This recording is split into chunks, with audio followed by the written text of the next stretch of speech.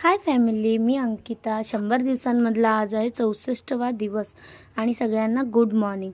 मस्त सकाळी चालून आलो, आंघोळ केली आणि त्याच्यानंतर एक गोष्ट तुम्हाला दाखवते.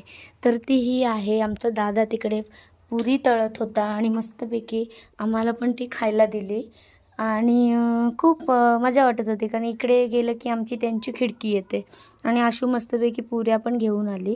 मग आमची पकोड्यांचा व्यवसाय चालू केलेला आहे आई पप्पांनी छोटासा, तर त्याची तयारी सगळी चालू होती.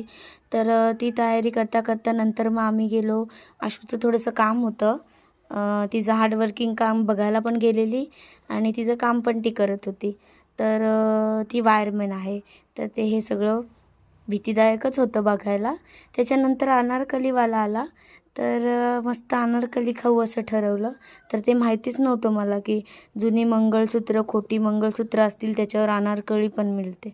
तर ती घेतली आणि मी ठरवलं की माझ्याही वस्तू मी घेऊन येईन. मस्त अनारकली होती. मग आम्ही परत ATMला गेलो, रामराजला. आशूकडून म्हणजे आशूला पैसे पाहिजे होते, ते घेतले.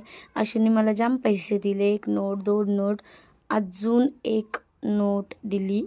तर माझी पार्टीच आहे आज. मग पकोड्यांचा स्टॉल लावायला गेलो आणि चायनीज भेळ घ्यायला आलेला हा मुलगा. तर त्यांनी चायनीज भेळ घेतली आणि तो म्हणाला नक्की घ्यायला या. मग अंडी पण ठेवलेली. मग मस्तपैकी संध्याकाळपर्यंत तिथेच होतो.